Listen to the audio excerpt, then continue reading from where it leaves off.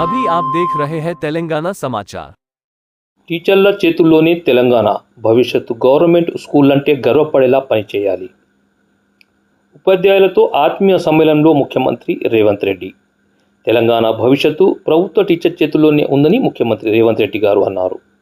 ఉద్యమ ఆకాంక్షలను అనుగుణంగా విద్యా వ్యవస్థను సమున్నతంగా తీర్చిదిద్దాలని ప్రజాప్రభుత్వం సంకల్పం తీసుకుందని, విద్యా వ్యవస్థలో మార్పు అనే యజ్ఞాన్ని ఉపాధ్యాయులంతా సహకరిస్తేనే విశ్వాసం తనకుందని సీఎం చెప్పారు. దశాబ్దాలుగా తర్వాత రాష్ట్ర వ్యాప్తంగా సుమారు 35,000 మంది టీచర్లను ప్రమోషన్లు బదిలీ ప్రక్రియ విజయవంతంగా పూర్తి చేసిన నేపథ్యంలో హైదరాబాద్ ఎల్బీ స్టేడియం వేదికగా టీచర్ల ముఖ్యమంత్రి ఆత్మీయ సమ్మేళనం నిర్వహించారు. ఈ సమ్మేళనంలో రేవంత్ రెడ్డి గారు మాట్లాడుతూ, ఇవాళ చదువుకోవాలి, వాళ్లకు చదువు చెప్పి వాళ్ళని డాక్టర్లుగా, లాయర్లుగా, ఇంజనీర్లుగా, ఐఏఎస్ ఐపీఎస్లుగా తీర్చిదిద్దే బాధ్యత మీ మీద ఉంది.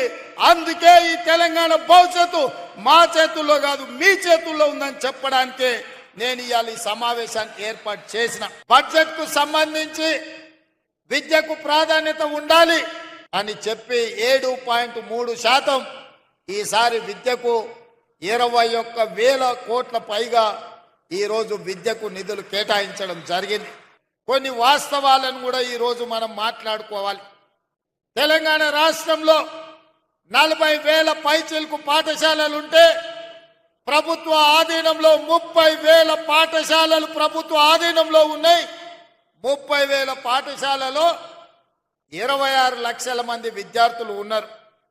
కానీ అదే ప్రైవేట్లో 10,000 పాఠశాలలుంటే 33 లక్షల మంది విద్యార్థులు ఈరోజు ప్రైవేటు పాఠశాలల్లో చదువుకుంటున్నారు. నేను ఈరోజు ఈ ఆత్మీయ సమ్మేళనంలో మా ఉపాధ్యాయులను నేను ఒకటే అడుగుతున్నా, ప్రైవేటు పాఠశాలల్లో మీకంటే గొప్పగా చదువుకున్నోళ్ళు, మీకంటే ఎక్కువ చదువుకున్నోళ్ళు టీచర్లు ఉన్నారా? ఒక్కసారి ఆలోచన చేయండి. మనమందరం ఒక ప్రతిజ్ఞ తీసుకోవాలి. పోయిన సంవత్సరానికంటే ఈ సంవత్సరం ప్రభుత్వ పాఠశాలల్లో 2 లక్షల మంది విద్యార్థులు తక్కువ చేరికలు జరిగినాయి. దీన్ని మనం విశ్లేషించుకోవాలి. మన పిల్లలు ప్రభుత్వ పాఠశాలకు వెళ్ళడం ఆత్మ గౌరవం అని గ్రామాలలో ఉన్న తల్లిదండ్రులు భావించాలి.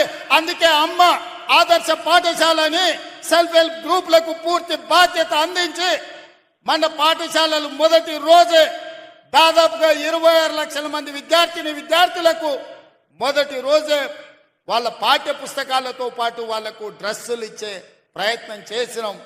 పాఠశాలలో ఉన్న మీ పారిశుద్ధ్య కార్మికుల సమస్యను పరిష్కరించడానికి అమ్మ ఆదర్శ పాఠశాల పేరు మీద సెల్ఫ్ హెల్ప్ గ్రూపులకే 1,000 రూపాయలు, దాదాపుగా సంవత్సరానికి 79 కోట్ల రూపాయలు ఖర్చు అయినా మీకు పారిశుద్ధ్య కార్మికుల సమస్యను తీర్చడం ద్వారా వాళ్ళందరినీ అపాయింట్ చేసే బాధ్యత నిర్ణయం తీసుకున్నాం. పాఠశాలల్లో కంప్యూటర్లు ఉండాలన్నా, లేకపోతే సాంకేతిక నైపుణ్యం పెరిగిన ఈ సందర్భంలో మీరు అక్కడ వాళ్ళకి విద్య చెప్పాలి అనంటే విద్యుత్తు ఉండాలి. రైతులకు ఇచ్చినప్పుడు, పేదవాళ్లకు 200 యూనిట్లు ఉచితంగా ఇచ్చినప్పుడు, తెలంగాణ జాతి నిర్మాణము తెలంగాణ భవిష్యత్తు పాఠశాలల్లో ఉంటే పాఠశాలల్లో ఎందుకు ఉచితంగా విద్యుత్తు ఇవ్వద్దు?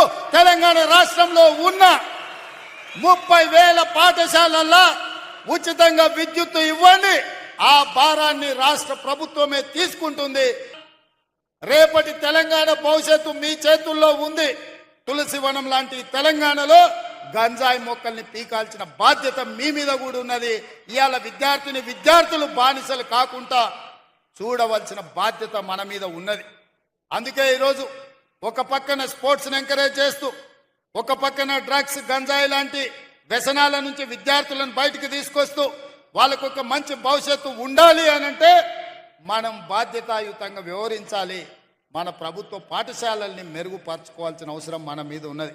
పాలకులుగా, ప్రభుత్వ పెద్దగా మీకేమున్నా నాకు చెప్పండి, వాటిని పరిష్కరించే బాధ్యత నాది.